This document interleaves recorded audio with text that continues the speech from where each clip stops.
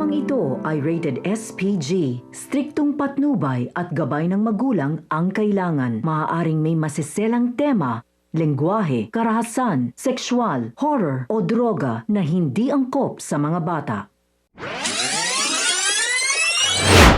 Isang mapagpalang araw mga kapamilya and welcome back. Narito ang mga dapat nating pakaabangan sa FPJ's Batang Quiapo. Pero bago ang lahat, kung bago ka pa lamang sa akin channel, ay baka naman pwedeng makahingi ng isang like, share at subscribe. Buong akala nga ni Miguelito at Jackie na masusuhulan pa nila ng pera ang siyang tanging paraan upang mapigilan ang kanilang tuluyang pagbagsak. Ngunit nagkamali sila dahil hindi nagpasilaw si Commissioner Medina sa offer ng mga gerero. Ngunit bakit at ano kaya ang dahilan? Yan ang sabay-sabay nating pakaabangan sa dulo ng bidyong ito. Mabilis na bumaba sina Tanggol, Ramon at buong tropa matapos mag-warning shot itong si Hector. At sa halip na umatras ay sabay-sabay silang gumanti ng putok. Umalingaw-ngaw ang palitan ng bala sa kalsada. Nagkagulo ang paligid at nagsimula na ang matinding sagupaan kung saan nagkaharap na sina Tanggol at Hector at agad na nasipa ni Tanggol ang baril na hawak ni Hector. Nagkabanggaan ang kanilang katawan, nagsuntukan at nagtulakan na parehong puno ng galit at determinasyong mapatay ang isa't isa. Ngunit sa isang iglap ay nakakuha ng tiyempo itong si Hector kung saan ihinampas niya ang timba kay Tanggol dahil lang kaya't bumagsak ito sa lupa. Habang nakahiga ay nakita ni Tanggol ang isang baril na nalaglag malapit sa kanya.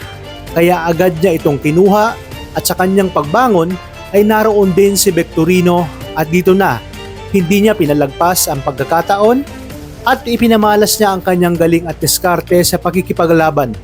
Kaya walang habas niyang pinaulan na ng bala ang mayabang na si Hector. Dahilan kaya tuluyan nang natapos ang kanyang ambisyong maging hepe ng presinto ng Quiapo. Sa kabilang banda, sa mansyon ng mga gerero ay dumating ang isang abogado at ipinaalam kay Miguelito na malakas ang kaso ni Tanggol at solid ang mga ebidensyang hawak laban sa kanya patungkol sa nangyayaring recount. Dito nga naglupasay sa galit itong si Miguelito at hindi niya matanggap ang kanyang mga narinig. Iminungkahi naman ni Jackie na kausapin si Commissioner Medina at bayaran ito upang mabago ang takbo ng desisyon at mapigilan nga ang tuluyan nilang pagbagsak. Agad na kumilos si Miguelito at pinuntahan si Commissioner. Ngunit bago ito ay nadaanan niya ang mga taong nagpoprotesta at halos hindi umusad ang kanyang sinasakyan. Kaya tinawag niya ang mga ito na hampas lupa. Sa kanyang pagdating ay sinabi niya kay Commissioner na gawin nito ang lahat dahil hindi siya papayag na palitan siya ni Tanggol bilang mayor. Agad itong inabot ang isang puting sobre ngunit hindi kumibo itong si Commissioner. Hindi alam ni Miguelito na may CCTV sa loob ng opisina at dahil sa bugso ng damdamin ay agad nga siyang umalis. Ngunit agad namang pumunta at bumalik itong si Commissioner sa City Hall na may dalang media. Dito niya nga isinupalpal kay Miguelito ang puting sobre kung saan may laman na napakaraming pera dahil lang kaya't tumilapon ito. Iginiit niya na hindi kailanman matutumbasan ng anumang salapi ang katapatan niya bilang isang komisyoner. At ginawa niya mismo ito sa City Hall sa harap ng media upang tuluyang mapahiya itong si Miguelito at lumabas ang katotohanan. Dahil dito ay mas lalong pinatunayan ni Miguelito na totoo ang mga paratang kahit hindi pa man lumalabas ang resulta sa nasabing recount. Dito nga ay galit na naman si Roberto dahil kumilos na naman sina Miguelito at Jackie nang hindi niya alam saan ang ending ay mas lalo pang ito ang kanilang ikababagsak. Ngunit may isa pang rason itong si Commissioner Medina at ito ay ang pagkamatay ng kanyang kapatid na si Alfonso na dating kasintahan ni Tinding.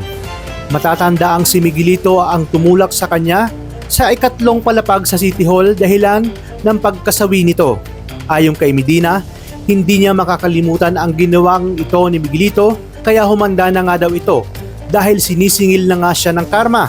Kaya naman pakatutukan natin ang mas tumitindi pang kaganapan dito lang sa numero 1 teleserye ng Sambayanan, ang FPJ's Batang Quiapo.